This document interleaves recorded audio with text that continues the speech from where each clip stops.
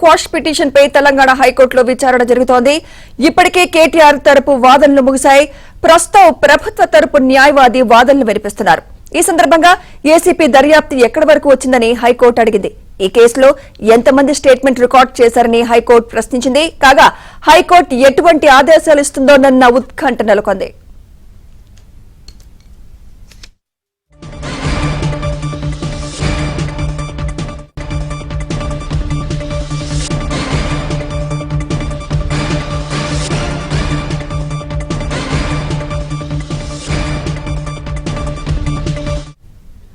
ప్రభుత్వ నిధుల దుర్వినియోగం జరగలేదని కేటీఆర్ లాయర్ వాదించారు. ఎఫ్ఈఓ కంపెనీతో అగ్రిమెంట్ చేసుకుంటే తప్పేలా అవుతుందని ప్రశ్నించారు. ఎఫ్ఈఓతో అగ్రిమెంట్ పై అరవింద్ కుమార్ సంతకం చేశారని కోర్టుకు తెలిపారు. ఎఫ్ఈఓను ఏసీబీ అధికారులు నిందితుల జాబితాలో చేర్చలేదని గుర్తు చేశారు. ఐఏఎస్ అరవింద్ కుమార్ ఫైల్ చూపించడంతో కేటీఆర్ సంతకం పెట్టారని, అంత మాత్రాన కేటీఆర్ ను నిందితుడిగా ఎలా చేరుస్తారని వాదించారు. ఈ వ్యవహారంలో ఎక్కడా కేటీఆర్ లబ్ధి పొందినట్లు ఆధారాలు లేవని ఆయన తరపు లాయర్ వాదనలు వినిపించారు.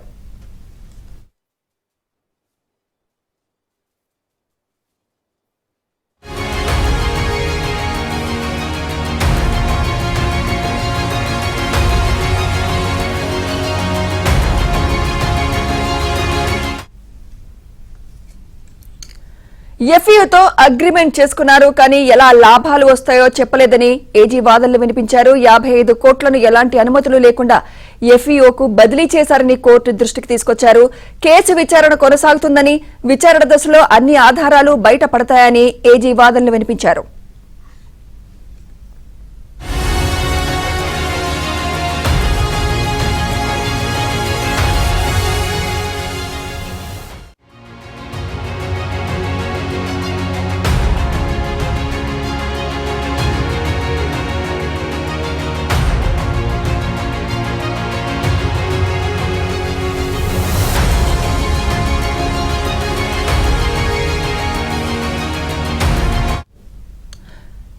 కేటీఆర్ క్వాష్ పిటిషన్ పై తెలంగాణ హైకోర్టులో విచారణ జరుగుతోంది. ఇప్పటికే కేటీఆర్ తరపు వాదనలు ముగిశాయి. ప్రస్తుతం ప్రభుత్వ తరపు న్యాయవాది వాదనలు వినిపిస్తున్నారు. ఈ సందర్భంగా ఏసీబీ దర్యాప్తు ఎక్కడి వరకు వచ్చిందని హైకోర్టు అడిగింది. ఈ కేసులో ఎంతమంది స్టేట్మెంట్ రికార్డు చేశారని హైకోర్టు ప్రశ్నించింది. కాగా హైకోర్టు ఎటువంటి ఆదేశాలు ఇస్తుందోనన్న ఉత్కంఠ నెలకొంది.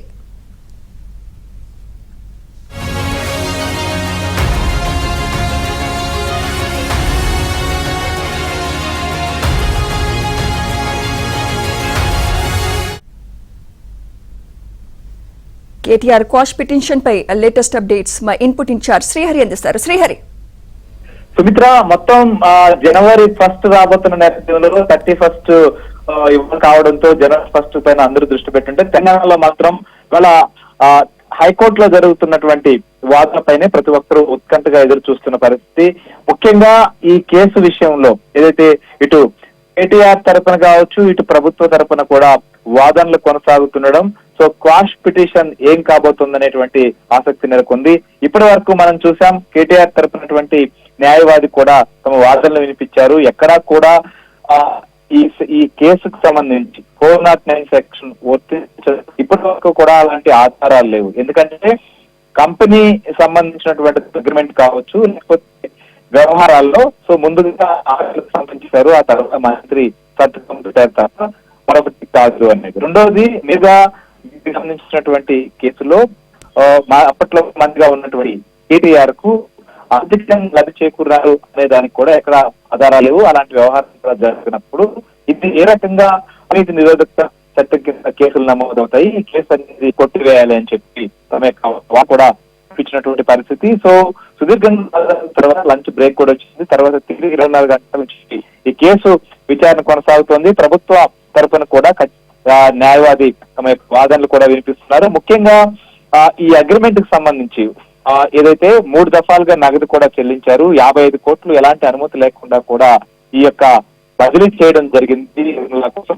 సో దీన్ని ఖచ్చితంగా దానకిషోర్ స్టేట్మెంట్ కూడా రికార్డ్ చేస్తాం. ఇప్పుడు దానకిషోర్ రికార్డ్ చేసిన తర్వాత ఈ కేసులో ముందు వెళ్తున్నాం అనేటువంటి అంశాన్ని కూడా ప్రస్తావించారు. అయితే ఇప్పటి వరకు ఏమైనా ఆధారాలు ఉన్నాయనేటువంటిది కూడా హైకోర్టు ప్రశ్నించినటువంటి పరిస్థితి. అయితే కేసు విచారణ కొనసాగుతోంది కాబట్టి ఎవరైతే ఈ కేసులో ఇన్వాల్వ్ అయినటువంటి వారు ఉన్నారో వారిని విచారించిన తర్వాత ఆధారాలు కూడా లభిస్తాయి. ఖచ్చితంగా ఆధారాలు కూడా స్వీకరించేటువంటి ప్రక్రియలోనే ప్రభుత్వం ఉంది. ఖచ్చితంగా ఈ కేసు విచారణ ముందుకు సాగితే దాని ద్వారా కూడా ఆధారాలు రాబోతున్నాయి అనేటువంటిది చాలా స్పష్టంగా ప్రభుత్వ అడ్వకేట్ జనరల్ సుదర్శన్ రెడ్డి కూడా ఏసీబీ తరఫున తమ యొక్క వాదనలు వినిపిస్తున్నటువంటి పరిస్థితి. సో ప్రస్తుతం ఈ కేసు సంబంధించినటువంటి అంశంలో ఏం జరగబోతోంది, ఎక్కడ మున్సిపల్ శాఖ ఎలా ఒప్పందాలు కుదుర్చుకుంది, బిజినెస్ రూల్స్ ఉల్లంఘన ఏ రకంగా జరిగింది అనేటువంటి వ్యవహారాన్ని ప్రభుత్వ న్యాయవాది కూడా దీనికి సంబంధించినటువంటి వ్యవహారాన్ని నిర్వహిస్తున్నారు. ఖచ్చితంగా ఈ ఏదైతే ఫార్ములా రేస్ నిర్వహించిన తర్వాత అదనంగా దాదాపు 8 కోట్ల వరకు హెచ్ఎండిఏకు అదనపు భారం పడింది అనేటువంటిది కూడా ప్రస్తుతం వాదన జరుగుతోంది.